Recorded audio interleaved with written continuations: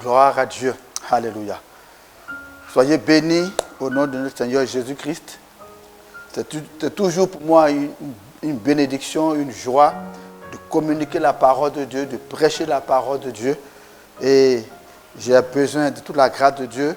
Je vous prie de fermer les yeux, de prier avec moi pour que l'Esprit de Dieu me conduise dans la communication, dans la transmission de la vérité, que ce soit lui qui m'inspire et que je parle par le Saint-Esprit. Seigneur, nous te bénissons, te rendons grâce pour cette opportunité de partager ta parole de vérité. Tu as dit, le ciel et la terre passeront, mais ma parole ne passera point.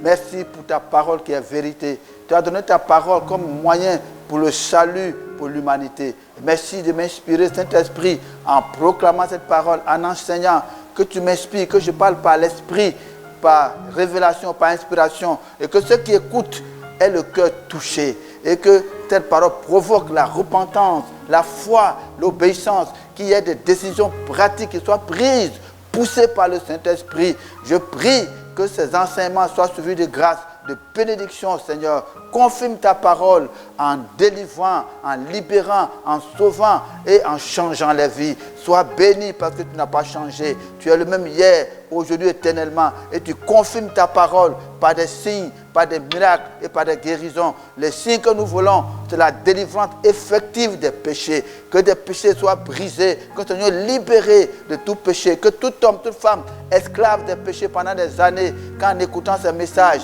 la grâce qui libère du péché, la force qui libère du péché soit communiquée. Merci Saint-Esprit, merci Père, au nom de Jésus. Amen. Disons Amen. Gloire à Dieu. Nous sommes en train d'étudier depuis 3 semaines ce thème, triompher de tout péché dans votre vie. Triompher de tout péché de vos vies. Nous avons montré l'importance de triompher du péché, d'être délivré de tout péché. Dans cette étude, la première étude déjà, nous avons étudié les différents domaines. Et le message s'adresse essentiellement, je peux dire principalement, aux enfants de Dieu qui sont nés de nouveau, qui marchent avec Dieu, mais qui sont confrontés à certains péchés récurrents dans leur vie. Nous avons, dans la première étude, essayé de leur demander de passer en revue certains domaines précis, leur relation avec Dieu, pour voir s'ils aiment Dieu, s'ils ont la crainte de Dieu, d'examiner leur relation, de passer en revue leur relation avec le sexe opposé, pour voir s'ils ont la victoire sur les tentations sexuelles, de considérer également leur rapport avec l'argent, pour voir s'ils ne sont pas pris dans la cupidité, dans les compromissions, s'ils sont purs et intègres en matière d'argent, de considérer également leur rapport avec l'Église et leur rapport avec la société. Donc, c'est la première étude. La deuxième étude, nous avons montré pourquoi nous devons triompher du péché. Parce que le péché détruit les vocations, le péché brise notre communion avec Dieu, le péché nous fait sortir des voies de Dieu. Nous avons montré que c'est important, que Dieu a pourvu à la capacité de triompher du péché. On a dénoncé notamment ce mensonge de Satan qui fait croire que nous ne pouvons pas triompher du péché. Nous avons vu à travers cette étude pourquoi et comment nous pouvons triompher du péché. Et la troisième étude, c'est comment garder notre victoire sur le péché. Gardez et affermissez votre victoire sur le péché. Gardez et affermissez votre victoire sur le péché. Je vais ajouter pour toujours. Gardez et affermissez votre victoire sur le péché pour toujours. C'est une chose d'obtenir la victoire. Je sais que si vous avez suivi les 8 actions, engagements dans l'étude précédente, les 8 engagements que je vous ai proposés, je l'ai fait dans ma propre vie, ça a marché dans ma vie, ça a marché dans la vie de plusieurs personnes que j'ai conseillées, qui ont eu la victoire sur le péché. Je crois que si vous avez suivi ces 8 actions concrètes, la grâce de Dieu est là. La première, c'est d'engager la lumière, la vérité et l'humilité pour venir à la lumière et confesser vos péchés. Il faut avouer vos péchés. Venez à la lumière pour confesser et avouer vos péchés. La Bible a dit, celui qui cache ses péchés ne prospère point, mais celui qui les avoue et qui les délaisse obtient miséricorde. La deuxième action à engager, c'est de prendre des décisions de sortir des péchés, de prendre des décisions de sortir des relations de péché, de prendre des décisions concrètes, de sortir des situations de péché et d'exécuter ses décisions, délaissées, abandonnées par des décisions pratiques. La troisième action, c'est supplier Dieu de nous donner une vie de sainteté. Dieu nous appelle à une vie de justice. Et nous devons demander à Dieu vraiment que nous ne voulons pas mener une vie de péché, que celui qui est né de Dieu ne pratique pas le péché, mais que tu veux vivre une vie de droiture, une vie de crainte, une vie de justice. Par exemple, des versets comme « Seigneur, dispose mon cœur à la crainte de ton nom ». C'est une prière importante. Donne-moi un cœur pur. Dispose mon cœur à la crainte de ton nom. Donne-moi la grâce de garder tes lois. Ce sont des prières de supplication. Et Dieu est sensible à de telles prières. La cinquième action à mener, c'est de proclamer votre délivrance du péché par la parole de Dieu. Il est dit par exemple que nous sommes sous la grâce. Et que parce que nous sommes sous la grâce, le péché n'a plus de pouvoir sur nous. Donc vous devez proclamer que, né de Dieu, j'ai la force de triompher du péché. Il n'y a plus de condamnation à vivre dans le péché pour les enfants de Dieu. Donc il y a des versets à proclamer pour dire, parce que je suis enfant de Dieu, le péché ne doit plus régner dans mon corps. C'est proclamation de votre victoire sur le péché. Et on a indiqué également la sixième action à mener, c'est de jeûner, de prier et de confronter certains démons qui sont derrière ces péchés. Lorsqu'un péché a perduré longtemps dans la vie d'un enfant de Dieu, ce qui est anormal, lorsqu'un péché est resté longtemps à perdurer dans la vie d'un enfant de Dieu, les démons, ils sont derrière. C'est pourquoi il faut confronter ces démons avec le jeûne et la prière. Il faut prier en chassant les démons par le jeûne et la prière. Il y a certains démons qui ne sortent pas comme ça. Surtout les démons qui sont des démons liés à des péchés héréditaires, des péchés de famille, comme la colère, comme l'ivrognerie, comme la mauvaise vie, comme la vanité, comme l'impudicité, l'adultère. Qui sont souvent des péchés de famille. Il y a des esprits de famille qui sont derrière. Il faut chasser ces démons avec le sang de Jésus, avec le nom de Jésus, mais en appuyant la prière par le jeûne. Et puis on a également la septième âme, de louer le Seigneur, proclamer, louer Dieu pour votre victoire. Si vous avez fait toutes ces étapes, Dieu vous a exaucé. Vous devez bénir Dieu, proclamer que Dieu vous a exaucé. Et la proclamation de la louange en bénissant Dieu, ça confirme votre délivrance. Et la huitième âme, c'est la foi persistante. Il faut persévérer dans cette proclamation, il faut persévérer dans cette victoire. Et aujourd'hui, nous allons terminer cette série d'études par ce thème, gardez et affermissez votre victoire sur le péché pour toujours. Gardez et affermissez votre victoire sur le péché pour toujours. J'ai relevé certains nombres d'actions très concrètes à pratiquer pour garder la victoire. Nous avons vu que le péché brise la communion avec Dieu. Et lorsqu'un enfant a perdu la communion avec Dieu, il a perdu la présence de Dieu, il a perdu la gloire, il a perdu la joie, il a perdu la provision. Lorsqu'on perd la communion à cause du péché, on perd la relation avec Dieu et cela n'est pas bien. Donc un enfant de Dieu doit vivre sans péché. Voici quelques conseils pratiques qui ont fait leur preuve et qui vont vous aider. La première action à mener pour garder votre victoire, c'est d'exécuter aussitôt toutes les décisions de rupture et d'abandon de tout péché. Exécuter aussitôt et complètement toutes les décisions de rupture et d'abandon du péché. Proverbe 28, verset 13 dit, celui qui avoue ses péchés, celui qui cache ses péchés ne prospère pas. Mais celui qui les avoue et qui les délaisse.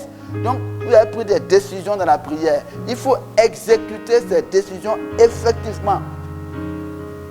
Quand ces décisions ne sont pas exécutées, vous n'êtes pas encore vainqueur. Vous avez pris la décision de sortir de la vie d'une jeune fille ou de sortir de la vie d'un jeune homme. Vous avez décidé de sortir de certaines fréquentations. Vous avez décidé d'arrêter de boire. Vous avez décidé d'arrêter certains lieux de fréquentation. Mais exécutez ces décisions. Surtout dites à la personne, je ne fais plus ça. Je le faisais avant, mais je ne veux plus faire ça à cause de la foi en Jésus-Christ. Il faut témoigner le changement. Et cette déclaration vous délivre. Donc, exécutez complètement ces décisions, si ces décisions de rupture avec le péché, si ces décisions de sortir du péché, d'arrêter de pécher ne sont pas exécutées, vos efforts sont vains. Mais je déclare que Dieu vous donne la force d'exécuter ces décisions pour que vous soyez des vainqueurs. Dieu soit béni. Donc, la première décision, c'est cela. Exécuter aussitôt toutes les décisions de rupture avec le péché. La deuxième décision, c'est de rétablir votre communion et votre relation avec le Père. Rétablir votre communion et votre relation avec le Père. Nous sommes appelés à la communion et c'est bon que vous puissiez rétablir votre autel de communion avec Dieu. Rétablir votre autel de communion avec Dieu. Nous lisons cela dans 1 Jean, chapitre 1, le verset 3. 1 Jean, chapitre 1, verset 3. Ce que nous avons vu et entendu, nous vous l'annonçons, à vous aussi, afin que vous soyez en communion avec nous. Or, notre communion est avec le Père et avec son Fils Jésus-Christ. Notre communion est avec le Père et avec son Fils Jésus-Christ. Et dans 1 Corinthiens 1, verset 9, il a dit que Dieu nous a appelés à la communion avec son Fils. Donc, Dieu nous appelle à la communion. C'est vraiment nous délivrer du péché, c'est important pour Dieu. Mais la finalité, c'est que nous soyons en communion avec Dieu. Beaucoup de chrétiens pensent que lorsqu'ils ont fini avec le péché, c'est important, c'est vrai. Ça, c'est une étape. Dieu nous délivre du péché, Dieu pardonne nos péchés pour que nous soyons en communion avec lui, avec son Fils. Dieu nous a appelés à la communion. Et cela est très important. La communion avec Dieu est source de puissance. La communion avec Dieu est source de la présence de Dieu. Beaucoup parlent de la présence de Dieu, mais c'est la communion avec Dieu qui apporte la présence de Dieu. Par exemple, c'est vrai que beaucoup ont découvert que la louange apporte la présence de Dieu. En effet, lors d'un moment de louange, d'adoration, la présence de Dieu descend dans l'assemblée. Parce que Dieu aime cela. Mais lorsque ce moment de louange est terminé et que la présence de Dieu se retire, si la personne n'est pas en communion avec Dieu, elle perd aussitôt la présence de Dieu. C'est comme la louange met fin à la présence de Dieu. Alors qu'en fait, c'est la communion qui attire la présence de Dieu. C'est pourquoi, sans les chants, sans l'adoration, vous pouvez être en communion avec Dieu et la présence de Dieu va demeurer dans votre vie 24 heures sur 24. C'est pourquoi d'ailleurs, certaines personnes n'expérimentent la présence de Dieu que pendant les temps de louange. Parce que Dieu vient parmi son peuple. Or, si vous êtes en communion, c'est-à-dire s'il n'y a pas de péché non confessé, s'il n'y a pas de péché dans votre vie, vous êtes en communion et cette communion attire la présence de Dieu. Donc la communion apporte la crainte de Dieu. La communion permet l'exaucement de nos prières. La communion apporte la provision de Dieu. La communion apporte la joie, la force. La communion apporte surtout la capacité de recevoir de Dieu, la capacité d'entendre la voix de Dieu. C'est pourquoi, une fois que le péché est sorti de votre vie, rétablissez votre autel de communion avec Dieu. Rétablissez votre autel de communion. Comment? En rétablissant le temps de prière, le temps de méditation, le temps de louange. Intégrez absolument dans votre vie personnelle un temps tous les matins de lire la parole de Dieu, de méditer, de louer le Seigneur. Créez un moment uniquement pour Dieu, pour lui faire plaisir, pour réjouir son cœur, pour bâtir votre relation avec lui. Je crois que cela est important. Il ne peut pas avoir une vie chrétienne victorieuse, une vie chrétienne puissante sans cette relation permanente avec Dieu. Et je vous conseille, après ce moment de méditation tous les matins, je vous conseille dans cette période de transition, de victoire, d'établir un jeûne de prière, de communion et de sanctification par semaine.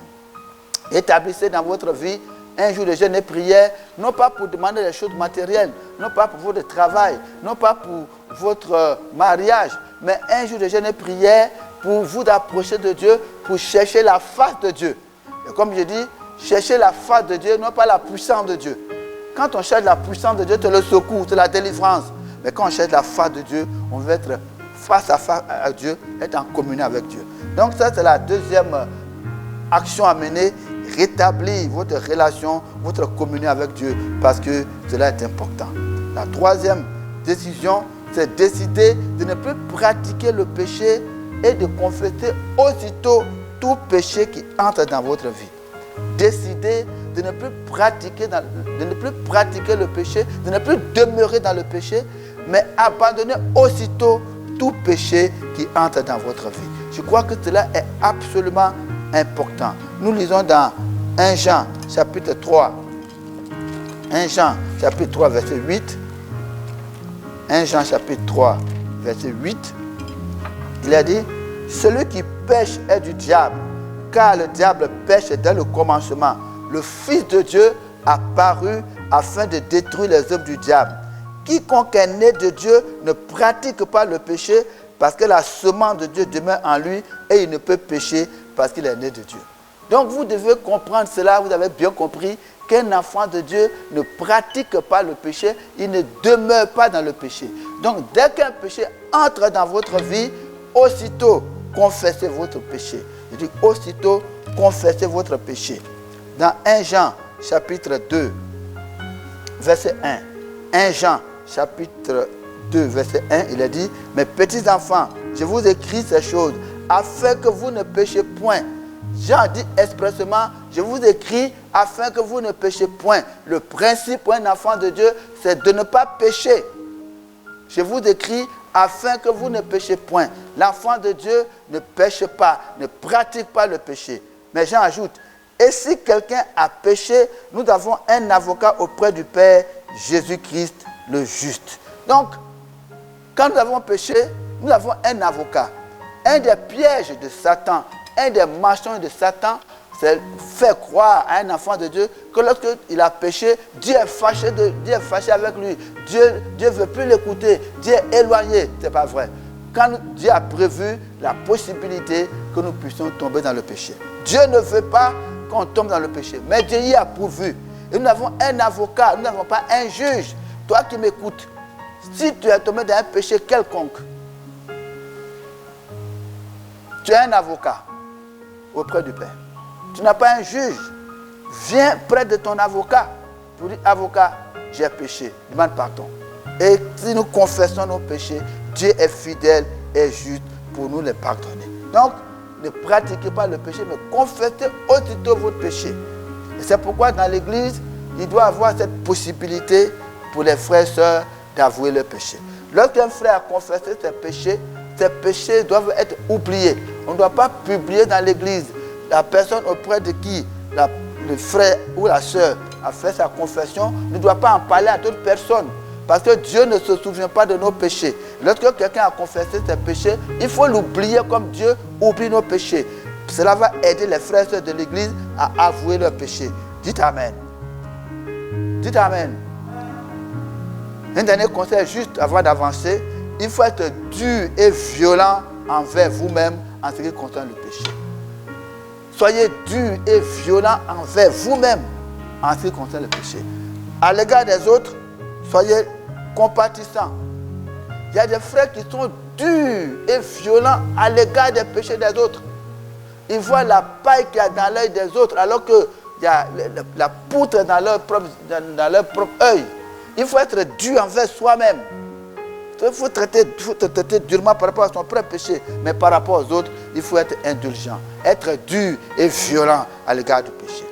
La quatrième action à mener, à mon avis, c'est de veiller et prier afin de ne pas tomber en tentation. Matthieu 26, verset 41. Veillez et priez afin de ne pas tomber en tentation. Il faut être vigilant. Veiller, c'est être vigilant. Il dit être vigilant. Veillez et priez. Donc, celui qui est debout, qu'il prenne garde de tomber. Dieu vous a remis debout. Vous êtes debout, mais prenez garde de tomber. Et pour prendre garde de tomber, il faut veiller. Et les deux, veiller vient avant la prière. C'est-à-dire, veiller vient avant la prière. C'est-à-dire, il faut être vigilant. Il faut être sur vos gardes. Et notamment, il faut supprimer toutes les sources de tentation. Tout ce qui a triomphé de toi pendant longtemps, toutes les sources de tentation par lesquelles tu es tombé, il faut les supprimer, il faut être vigilant. Par exemple, si tu as été vaincu par la boisson, si pendant longtemps tu as été vaincu par la boisson et que Dieu vient de te délivrer, mais il faut t'abstenir même de prendre un verre de vin, juste un nouvel ordre. Il faut t'abstenir même de toucher à la boisson parce que tu es fragile. Ou bien si Dieu vient de te délivrer de l'immoralité, de l'adultère. Mais fais très attention au sexe opposé pour éviter toute relation confuse et douteuse. Il faut être violent et radical et dur à l'égard de ces choses. Et la Bible dit, fuyez l'impudicité. Il ne faut pas donner, il faut éviter tout ce qui peut t'exposer au péché. Quand j'étais jeune converti, dans les années 74, il y a un conseil qu'un homme de Dieu m'a donné, que j'ai gardé et qui m'a servi pendant toutes ces années.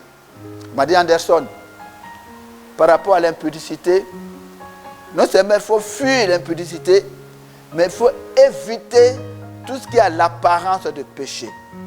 Il faut éviter tout ce qui peut donner l'impression que tu vis dans le péché. Il faut que dans tes rapports avec les sexes opposés, il n'y ait aucun doute. Il ne faut pas créer des confusions dans l'esprit des femmes. Il ne faut pas créer les doutes. Il ne faut pas créer des rapports ambigus ou des paroles ambiguës ou bien des gestes sympathiques ambigus qui peuvent provoquer l'amour, qui peuvent susciter l'amour chez le frère et la soeur. Donc, être vigilant, veiller et prier pour ne pas tomber en tentation. Ou bien, tu as des problèmes d'argent et quelqu'un vient te dire, frère, il faut garder mon argent. Il faut dire, je ne peux pas garder ton argent.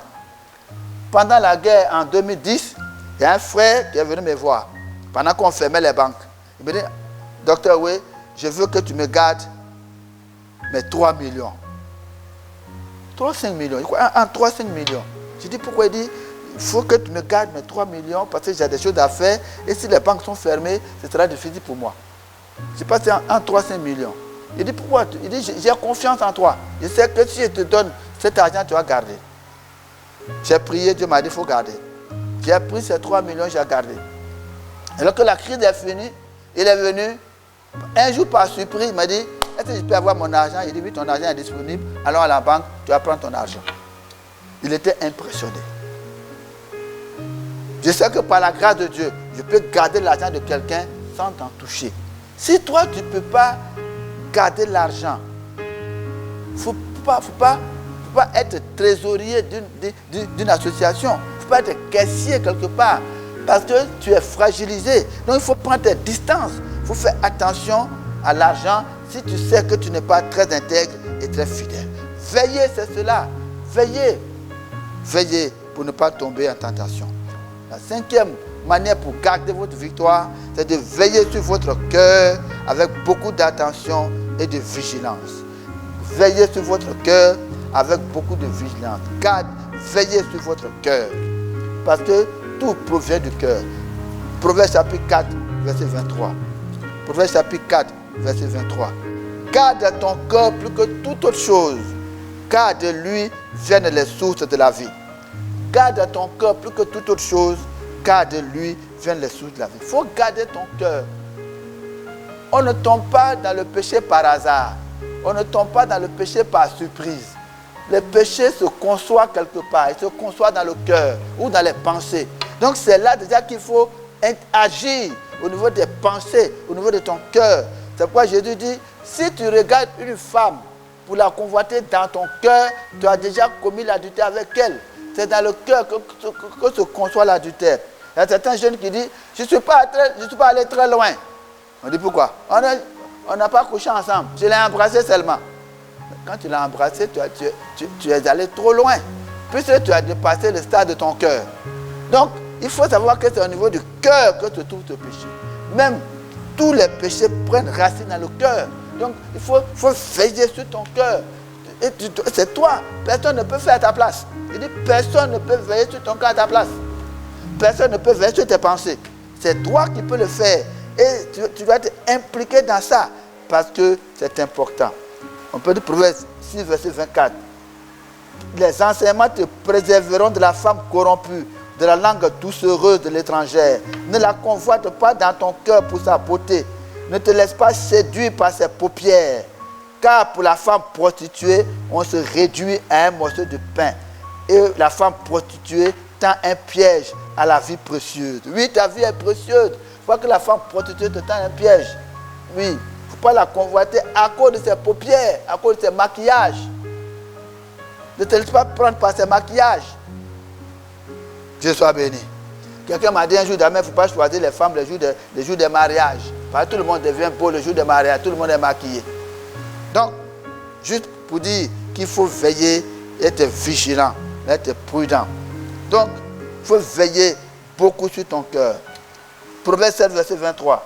Proverbe 7, verset 23. Il a dit, juste à ce qu'une flèche lui pèse le foie, comme l'oiseau qui se précipite dans le filet, sans savoir que c'est au prix de sa vie. C'est-à-dire, il ne faut pas jouer avec les femmes. Ça peut être le prix de la vie. Ça ne va pas t'arriver. Il dit, ça ne va pas t'arriver. La victoire que Dieu t'a donnée, c'est pour toujours. La victoire que tu as eue pendant ces jours, c'est pour toujours. Dieu soit béni. Gloire à Dieu. Proverbe 15. Proverbe 15, verset 30. Proverbe 15, verset 30. Ce qui plaît aux yeux réjouit le cœur. Ce qui plaît aux yeux réjouit le cœur. Il faut faire attention à ce qui plaît à tes yeux. Nous avons vu les convoitises de la chair, les convoitises des yeux. Il y a beaucoup de choses de Dieu qui plaisent aux yeux. Et ce qui plaît aux yeux réjouit le cœur. Donc il faut faire très attention. Il ne faut pas que ton cœur soit pris par ce que tu vois. Donc veille sur ton cœur.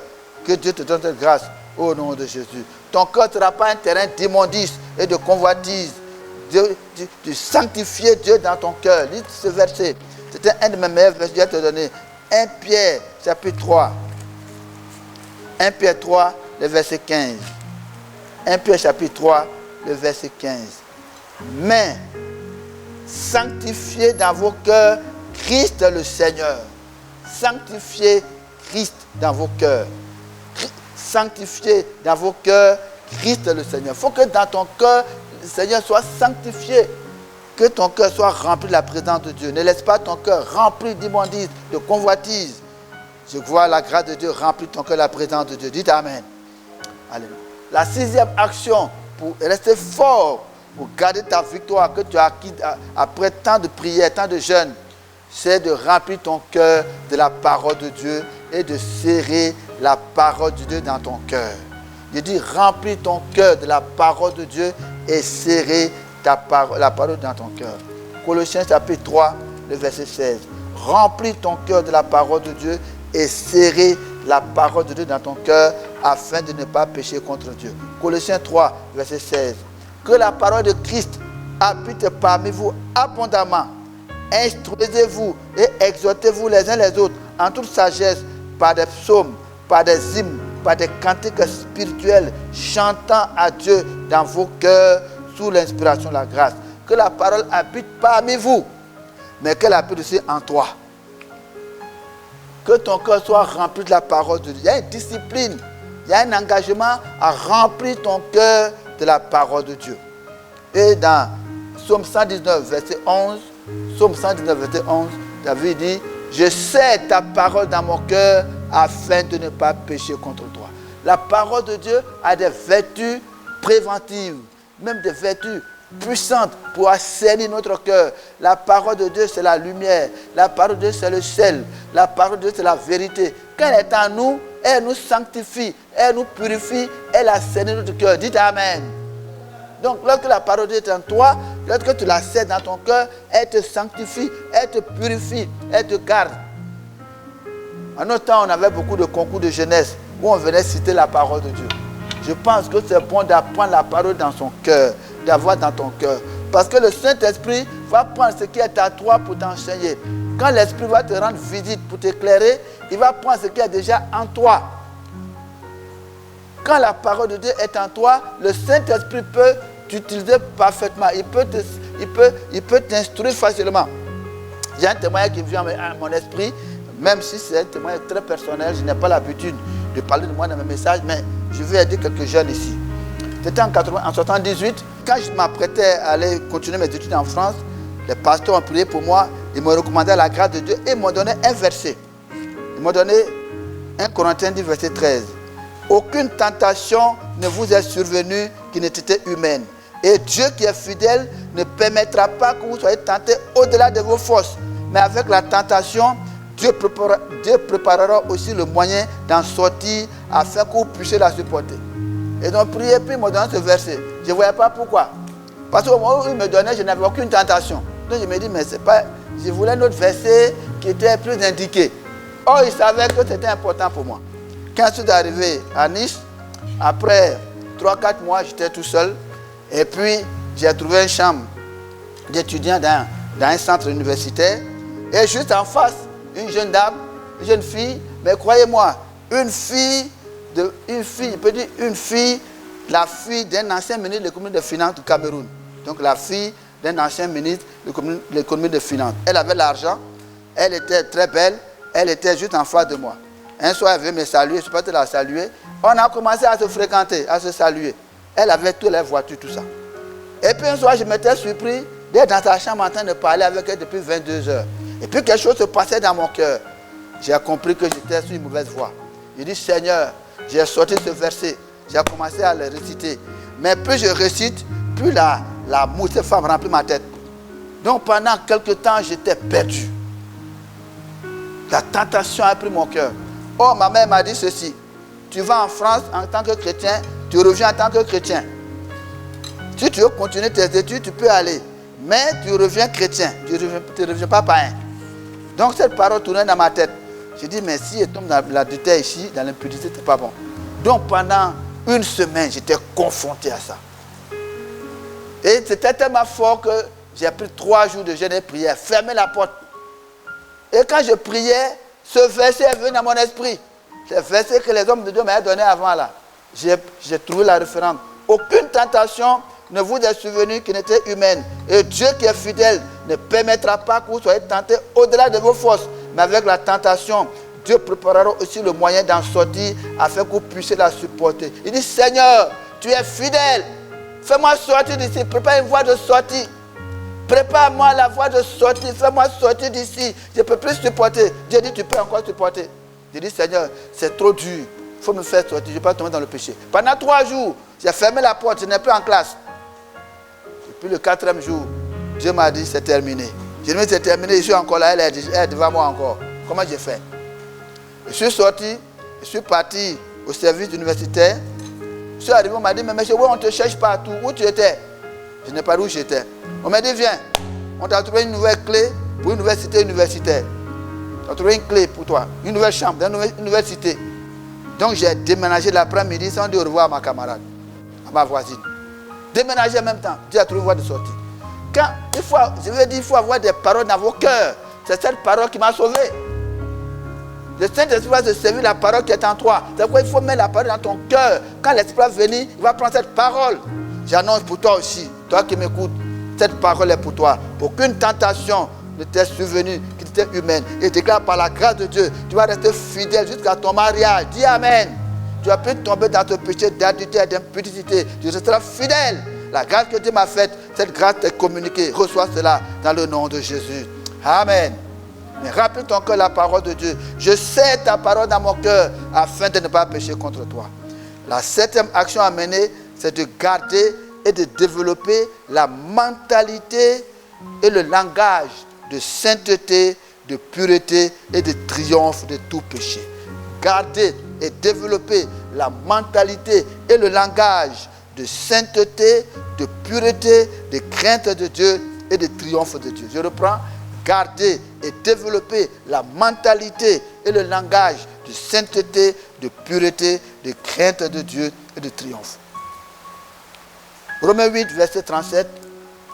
Romains 8, verset 37 dit: mais dans toutes ces choses, nous ne sommes plus que vainqueurs par celui qui nous a aimés. Dieu t'a rendu vainqueur en toute occasion. Je déclare par la grâce de Dieu, tu es vainqueur, tu ne seras plus jamais vaincu. Dis Amen.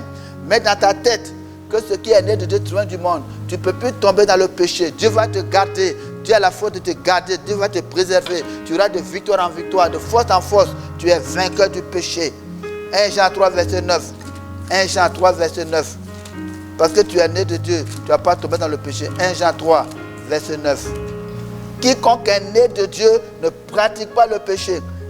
Parce que la semence de Dieu demeure en lui, il ne peut pécher parce qu'il est né de Dieu. Alors, tu vois, tu peux tourner, tu peux personnaliser ce verset pour dire, parce que je suis né de Dieu, je ne pratique pas le péché.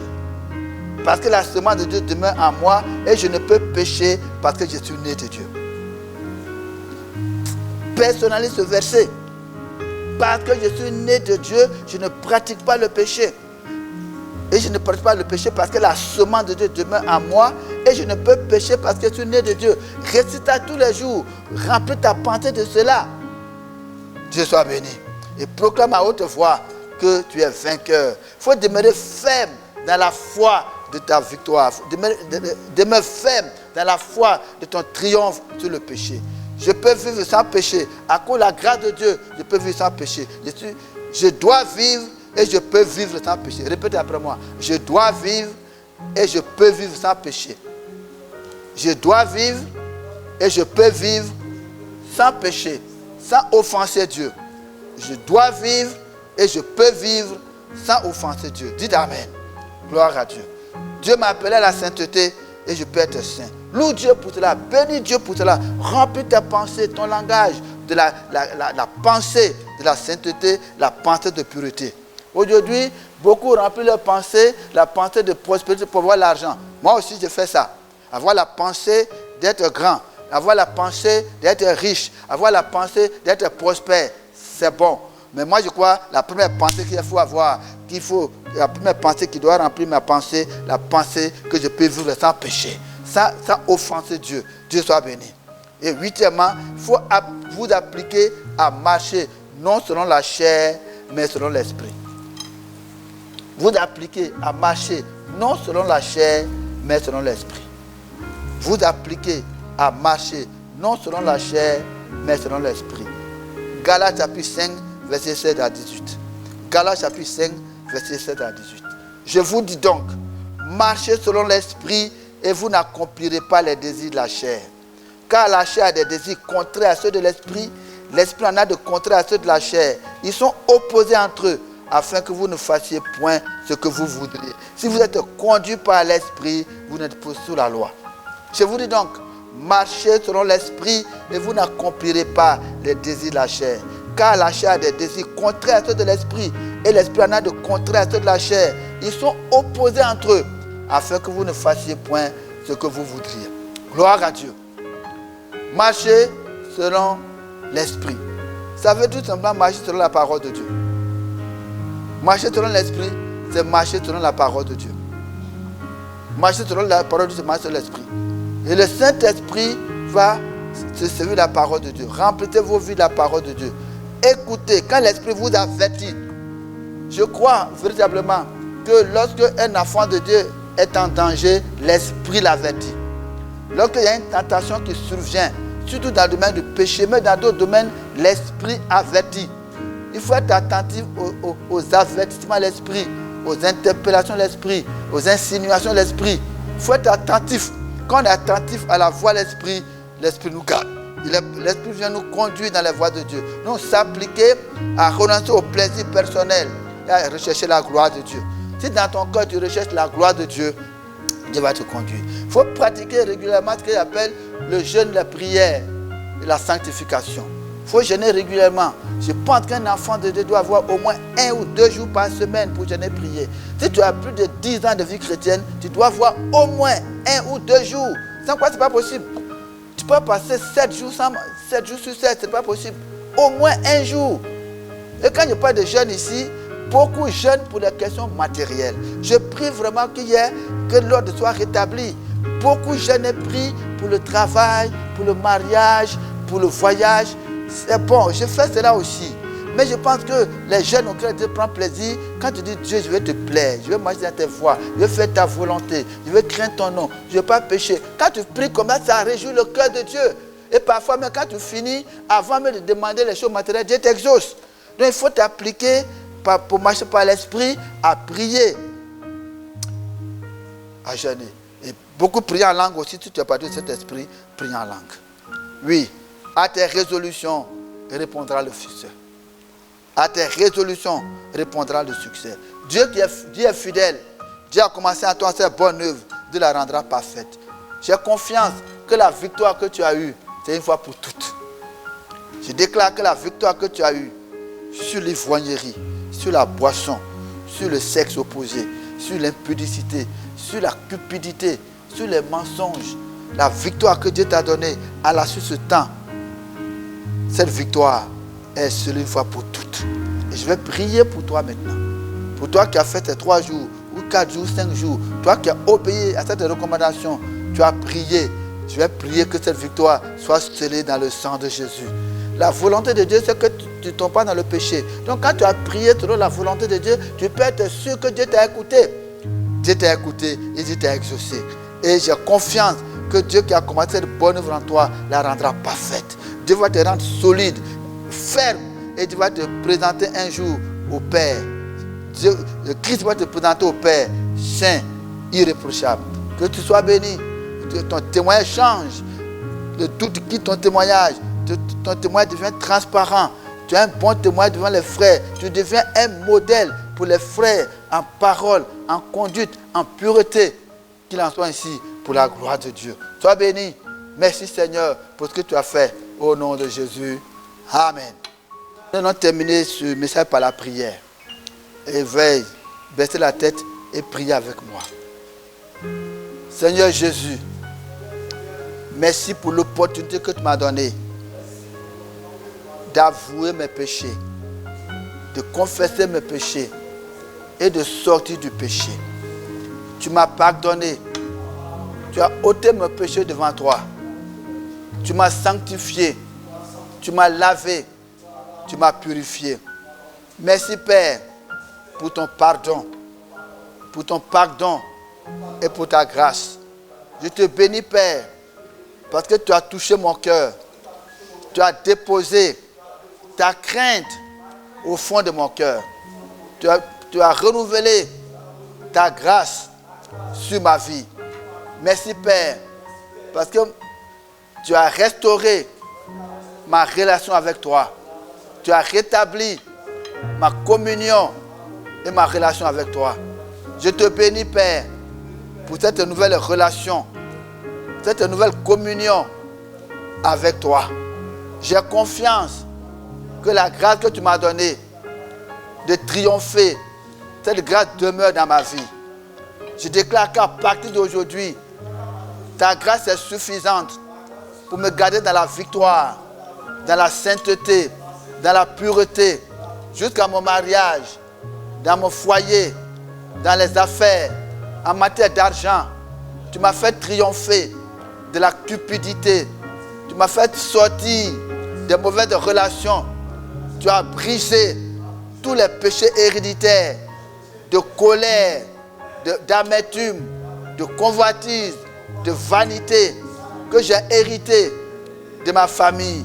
Tu m'as délivré par la puissance du sang de Jésus. Seigneur, merci pour la vie nouvelle, la joie du Saint-Esprit, la joie du pardon. Merci Seigneur pour ta grâce. Je te bénis pour cette vie nouvelle, cette œuvre nouvelle que tu viens de faire dans ma vie. J'ai confiance en toi. Tu es ma force, tu es ma capacité. Seigneur, merci d'avoir rétabli ma communion avec toi. La joie de lire la parole, de la méditer chaque jour. La joie de serrer ta parole dans mon cœur afin de ne pas pécher contre toi. De serrer ta parole dans mon cœur afin de ne pas pécher contre toi. Seigneur, j'ai confiance qu'aucune tentation qui surviendra dans ma vie ne peut me faire trébucher. Tu as la capacité de me garder vainqueur et de me faire sortir de toute forme de tentation au nom de Jésus. Pour cela, merci pour la grâce, la sagesse d'être vigilant, de veiller sur mon cœur, de veiller, de prier afin de ne pas tomber en tentation. Merci Seigneur pour la grâce, pour la détermination, la vigilance à tous les instants. Merci Seigneur. Je te bénis pour ta victoire sur le péché dans ma vie. Je te bénis pour le triomphe sur tout péché dans ma vie. Seigneur, par ta grâce, je fais de victoire en victoire, de victoire en victoire. Ta lumière éclaire mon cœur, ta lumière éclaire mon chemin. Je te bénis, Seigneur. Je te bénis parce que tu me prends par la main et tu me conduis sur la voie droite. Que tu sois béni pour cette grâce de triompher du péché. Gloire, honneur, louange à toi, au nom de Jésus. Amen. Merci. Avant de terminer, je voudrais encore vous donner la lecture de certains versets qui pourront vous aider. Il est dit dans 1 Pierre 5, verset 8. 1 Pierre 5, verset 8. Soyez sobres, veillez. Votre adversaire, le diable, rôde comme un lion rugissant, cherchant qui y dévorera.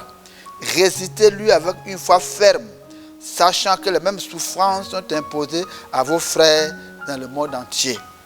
Le Dieu de toute grâce, qui vous a appelé en Jésus-Christ à sa gloire éternelle, après que vous aurez souffert un peu de temps, vous perfectionnera lui-même, vous affermira, vous fortifiera, il vous rendra inébranlable. À lui soit la puissance au siècle des siècles. Amen. Ou encore il est dit dans 1 Pierre, chapitre 4, verset 7, la fin de toutes choses est proche. Soyez donc sages et sobres pour vaquer à la prière.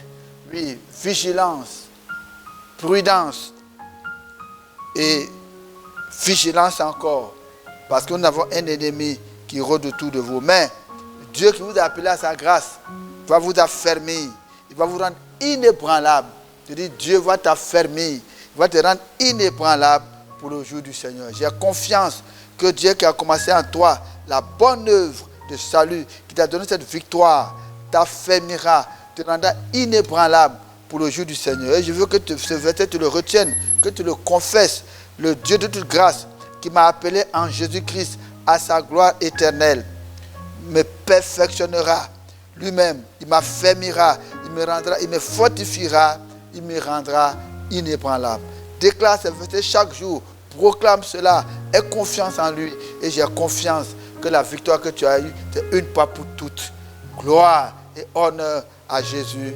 Merci Seigneur. Amen. Amen.